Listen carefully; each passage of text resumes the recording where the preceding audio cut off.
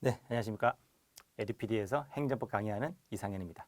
자, 이번 강의 역시 기본 이론 강의입니다. 자, 기본 이론 강의 중에서 서론, 그 중에서 행정법.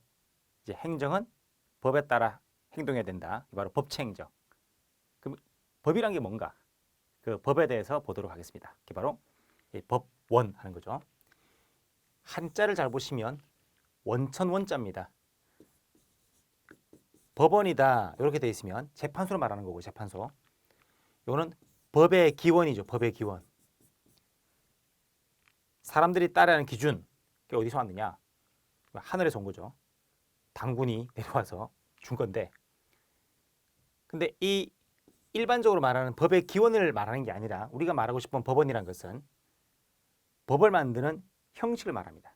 자, 그래서 22페이지 가보시면 법원이란 행정조직 작용하란 실정법의 존재 형식이다. 줄이면 법 형식이죠. 그래서 자, 기준이 있으면 그걸 만드는 형식. 형식은 대표적으로 두 가지가 들어있죠. 국회가 만드는 법 형식인 법률 형식이 있고, 행정부가 만드는 명령 형식이 있고, 그렇죠. 이런 것들을 이제 법 형식이라 한다. 근데 법을 만드는 형식은 이러한 성문화된 것뿐만 아니라 성문화되지 않은 것, 즉 불문법 형식도 가능하죠.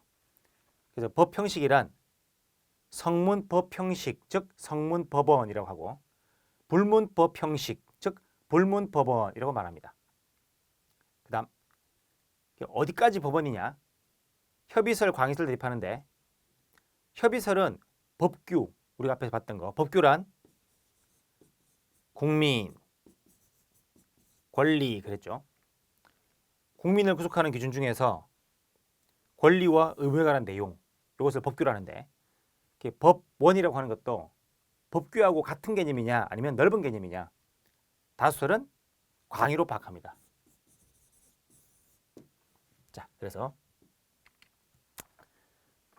법 형식, 법원이란 법 형식이고, 그 범위는 광의로 파악해서 널리 행정사무의 기준이 되는 모든 법규범, 법규가 아니라 규범, 규범을 말한다. 그 성질은 일추란 얘기죠.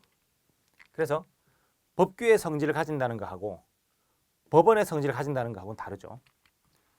법원의 성질이란 여러 사람, 여러 사건에 반복되는 기준이다 그 말이고, 법규의 성질이란 국민을 직접 구속하는 거니까 쉽게 말해서 외부효라고 하죠. 외부효. 행정 외부라고 하면은 국민도 있고 법원도 있죠. 둘 다 있는데 이제 보통 우리가 쉽게 말해서 국민구속성이라고 합니다. 그럼 법원성이 있다는 것은 법원의 성질이다, 법의 일종이라는 얘기고, 반대말은 개구죠. 개별 구체적 집행행위죠. 차이점은 일추는 소송의 대상이 안 되고 개구는 소송의 대상이 되고, 법의 일종이냐 아니냐, 그 말은 시험에서 대상이 되는가 안 되는가, 대상이 되는가 안 되는가 이렇게 따진다는 거죠. 법규성은 좁게 파악해서 법 중에서 국민까지 구속하는 법이 말이죠. 법 중에서. 그래서 가령 구청장이 그 구청 공무원들에게 이번 주말에 행사 있으니까 차 가져오지 마라, 복잡하다 이런 것이 라고 명령하면, 즉 구청장의